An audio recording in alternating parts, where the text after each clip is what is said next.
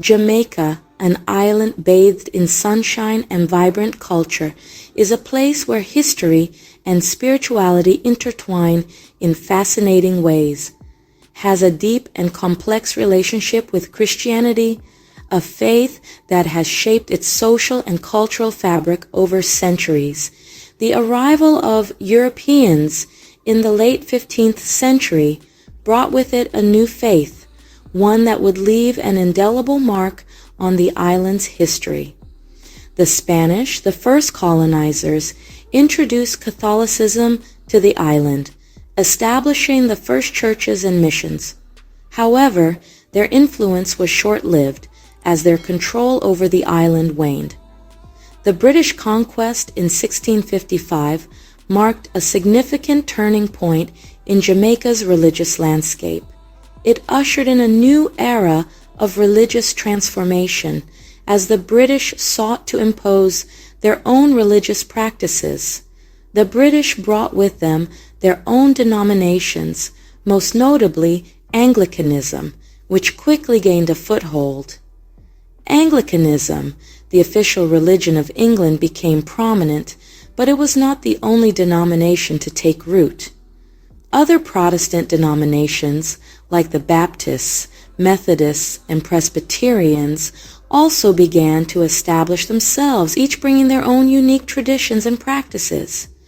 These denominations saw an opportunity in this new land, a chance to spread their faith and build new communities.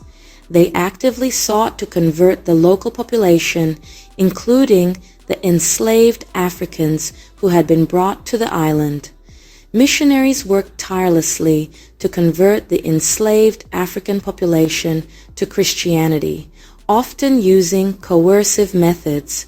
The early years of Christianity in Jamaica were marked by the brutality of slavery. Africans were forcibly converted, often under harsh and inhumane conditions. They were forbidden from practicing their traditional religions, which were seen as pagan and incompatible with Christian teachings. Churches became spaces of both oppression and resistance, where the enslaved could find solace and a sense of community. For the enslaved, Christianity offered a glimmer of hope, a promise of freedom and equality in the afterlife. It promised freedom and equality in the afterlife, a powerful message that resonated deeply with those who suffered under the yoke of slavery. Despite the hardships, Christianity began to take root, growing steadily as more people embraced the faith.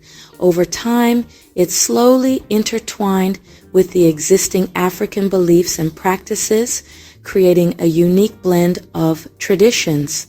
This fusion gave rise to a unique and vibrant form of Jamaican Christianity, one that reflects the island's diverse cultural heritage. It continues to shape the island's religious landscape to this day, influencing the spiritual lives of countless Jamaicans. The spread of Christianity in Jamaica was largely driven by the tireless efforts of missionaries. They arrived from Europe and North America. They were driven by a fervent desire to spread the gospel. Among the most influential were the Moravians. They arrived in 1754. The Moravians were known for their pacifism and their dedication to education. They established schools and churches. They focused on converting the enslaved population. The Baptists, arriving around the same time, also played a pivotal role. They were particularly popular among the enslaved. The Baptists preached a message of equality and liberation. This resonated deeply with those yearning for freedom.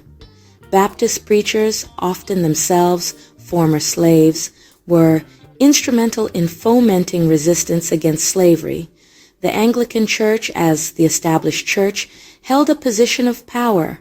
However, it faced criticism for its close ties to the colonial authorities.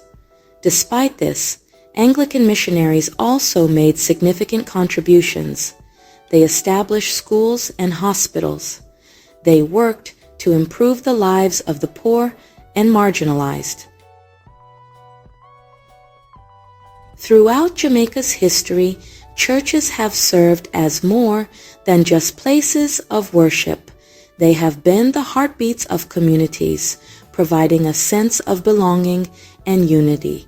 They have been sanctuaries of hope where people gather to find peace and solace amidst life's challenges. They have been centers of resistance, standing firm against oppression and injustice, rallying the community to fight for their rights. They have been beacons of education, illuminating the path to knowledge and empowerment for generations. During the era of slavery, churches played a crucial role in providing solace and support to the enslaved population. They were places where the enslaved could find a moment of respite from their harsh realities. Secret church services were held, often under the cover of night, where enslaved Africans could gather in safety. They served as spaces where enslaved Africans could find solace, share their burdens, and draw strength from one another. They could express their cultural traditions, preserving their heritage through song, dance, and communal worship. They could plan for their freedom, strategizing ways to resist and ultimately break free from the chains of slavery. After emancipation in 1834, churches took on a new role. They became pillars of the community, guiding the newly freed population towards a brighter future. They became instrumental in educating the newly freed population, providing the tools needed to navigate a new world of freedom. With limited access to formal education, churches established schools, creating spaces where children and adults alike could learn and grow. They taught literacy, numeracy, and vocational skills, equipping individuals with the knowledge and abilities to build better lives. These church-run schools played a vital role in empowering the Black community, fostering a sense of pride and self-worth. They helped to pave the way for a more just and equitable society, advocating for the rights and well-being of all. Even today, churches in Jamaica continue to be deeply involved in social justice issues, addressing the needs of the most vulnerable. They advocate for the poor and marginalized, providing essential services and support. They speak out against injustice, using their platforms to call for change and equality. They work to uplift their communities, fostering development and progress through various initiatives. The legacy of resistance and social activism is deeply ingrained in the fabric of Jamaican churches, continuing to inspire and drive positive change. The architectural landscape of Jamaican churches is as diverse as the island's history and people. Each church, whether modest or grand, contributes to the rich tapestry of the island's cultural and spiritual heritage. From humble wooden chapels to grand stone cathedrals, each church tells a story. These stories are woven into the fabric of the communities they serve, reflecting the evolution of faith and architecture over centuries. The earliest churches were often simple structures. These modest buildings were constructed with the resources available at the time, serving as the first places of worship for early settlers and missionaries. They were built using local materials like wood and thatch. These materials were not only practical but also symbolized the resourcefulness and resilience of the communities that built them. As denominations grew in wealth and influence, they began to construct more elaborate buildings.